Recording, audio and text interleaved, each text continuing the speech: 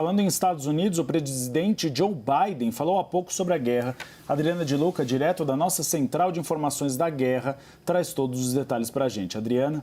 É isso, Uribe. Joe Biden participou há pouco de uma coletiva de imprensa e ele disse que acredita que Israel precisa defender os seus cidadãos e, ao mesmo tempo, proteger civis inocentes em Gaza, vítimas do conflito que acontece, né?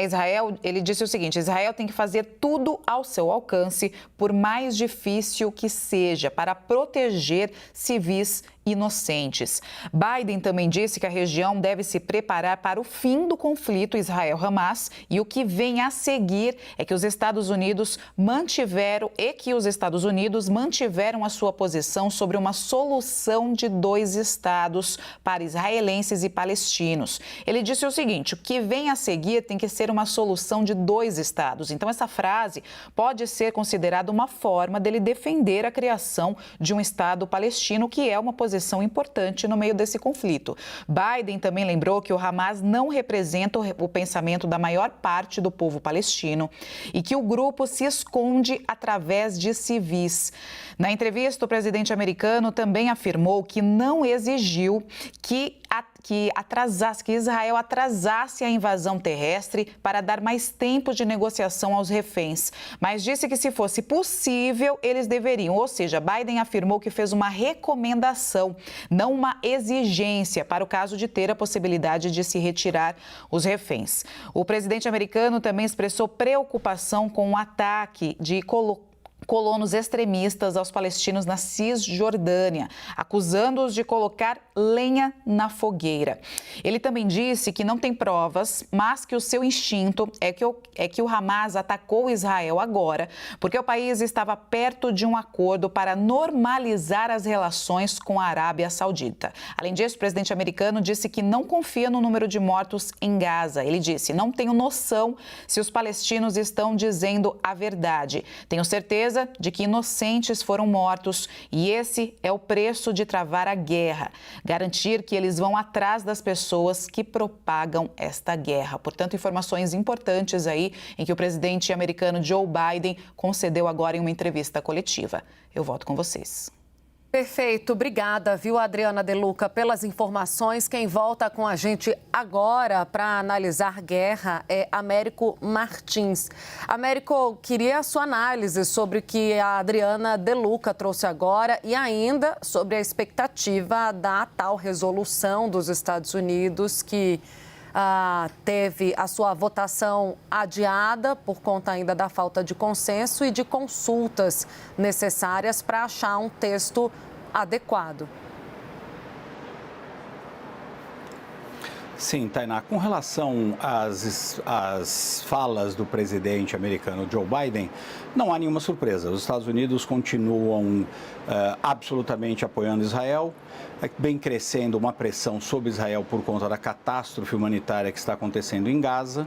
Existe uma pressão para que tente se salvar os civis. Então, o Joe Biden lentamente vai tentando fazer algum aceno para os palestinos, mas quando ele coloca em dúvida, por exemplo, a contagem de mortos, ele volta a perder completamente a credibilidade junto aos países árabes. Os Estados Unidos se colocaram absolutamente do lado de Israel.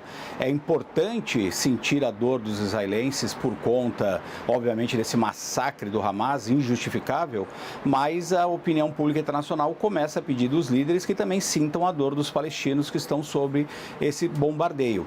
Então, não mudou basicamente nada na posição americana, apenas essa lenta mudança de curso para dizer que precisam também cuidar dos civis, que é impossível, que é muito difícil essa ação, porque o Hamas usa as pessoas como escudos humanos. Enfim, os Estados Unidos mantendo a sua posição.